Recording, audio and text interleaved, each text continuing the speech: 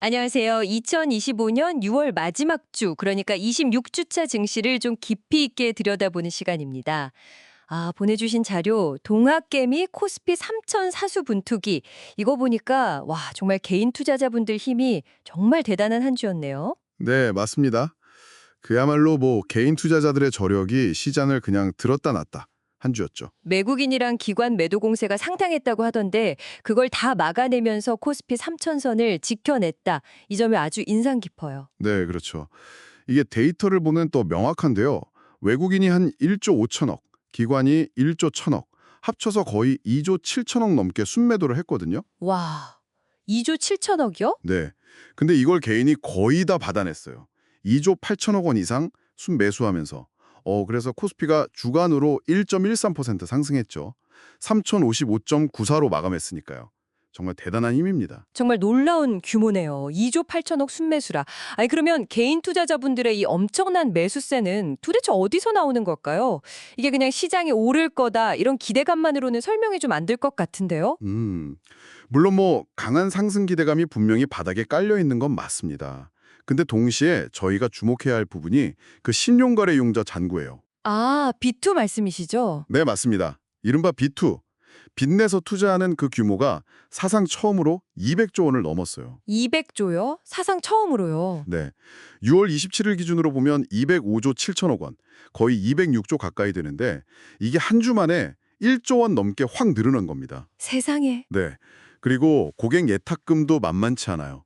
주간으로 3조 7천억 원 이상 급증해서 672조 원을 넘어섰고요. 그러니까 레버리지를 활용한 좀 공격적인 투자가 확 늘었다. 이렇게 볼 수 있는 거죠. 200조 원 돌파라. 시장 열기는 정말 뜨겁다는 건 알겠는데, 근데 이게 좀 걱정스러운 신호 아닌가요? 레버리지가 이렇게 높다는 건 그만큼 시장 변동성에 좀 취약하다는 뜻일 텐데요. 정확히 보셨습니다. 이게 딱 양날의 검이죠.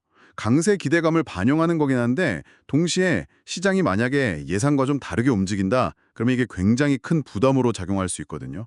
특히 이제 조정 국면이 오면 그 반대 매매 있잖아요. 네네. 증권사에서 그냥 강제로 주식을 팔아버리는 거.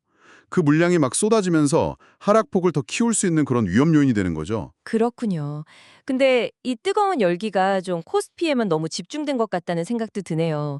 자료 보니까 코스닥 시장은 분위기가 완전 달랐어요. 맞아요. 개인들이 코스닥에서도 꽤 샀거든요. 한 5천억 넘게 순매수했는데도 지수는 오히려 1.26% 하락 마감했더라고요. 왜 이런 차이가 생긴 걸까요? 네, 그게 이제 전형적인 수급 쏠림 현상으로 좀 해석이 됩니다. 개인 자금이 주로 어디로 갔냐 하면 코스피 대형주, 특히 이제 시장을 이끄는 주도주 쪽으로 확 몰린 거죠. 그러다 보니까 상대적으로 코스닥에 있는 중소형주에 대한 투자 매력은 좀 떨어지고 투자 심리도 위축된 걸로 보입니다. 개인 투자자들 사이에서도 선택과 집중이 좀 나타난 거죠. 아하, 어쩌면 뭐 위험을 좀 더 감수하려는 자금이 더 큰 시장, 코스피로 이동했다. 이렇게 볼 수도 있겠고요. 그렇군요. 개인 투자 안에서도 이렇게 온도차가 뚜렷했네요. 자, 그럼 이제 시선을 좀 다음 주로 돌려보겠습니다. 이제 7월이 시작되면서 3분기에 진입하고 또 본격적인 2분기 실적 시즌이 열리잖아요. 네, 그렇죠. 이제 시장의 관심은 어디로 향하게 될까요? 이제부터는 정말 실적이 중요해지는 국면입니다. 지금까지는 유동성의 힘, 돈의 힘으로 시장이 좀 움직였다면 앞으로는 기업들의 실제 성적표, 이게 주가 방향을 결정할 가능성이 아주 높아요. 성적표가 중요해진다. 네, 특히 이제 반도체 같은 시장을 계속 이끌어왔던 그런 주도 업종들 있잖아요. 이쪽 실적이 시장 기대치를 과연 충족시켜 줄 수 있을지, 이게 관건이 될 겁니다. 아마 실적에 따라서 종목별 차별화는 더 뚜렷해질 거고요. 해외 변수도 좀 짚어봐야 할 것 같은데요. 미국에서 6월 고용 보고서 나오고 ISM 제조업 지수도 발표가 예정되어 있더라고요. 이 지표들은 어떻게 봐야 할까요? 네, 아주 중요하죠. 두 지표 모두 연준의 통화정책 방향을 가늠해 볼 수 있는 중요한 단서가 될 겁니다. 특히 고용보고서는 지금 시장의 가장 큰 관심사잖아요. 금리 인하 기대감, 이거랑 아주 직결되어 있죠. 네. 시장은 아마 고용 열기가 조금은 식는 모습을 기대하고 있을 겁니다. 그래야 이제 연준이 금리를 내릴 명분 같은 게 생기니까요. 그리고 미국 공급관리협회 ISM에서 발표하는 제조업 지수, 이것도 경기 상황을 보여주는 지표니까 중요하게 봐야 하고요. 그렇군요. 마지막으로 짚어볼 점은 역시 그 개인 수급이랑 신용장구 문제겠네요. 이 엄청난 개인 매수세가 계속 이어질 수 있을지, 그리고 역대 최고 수준이라는 이 신용장구 부담을 시장이 과연 어떻게 소화해낼지 이걸 좀 지켜봐야겠습니다. 네, 바로 그 부분이 단기적인 시장 변동성을 결정할 아주 주요한 요인이 될 수 있습니다.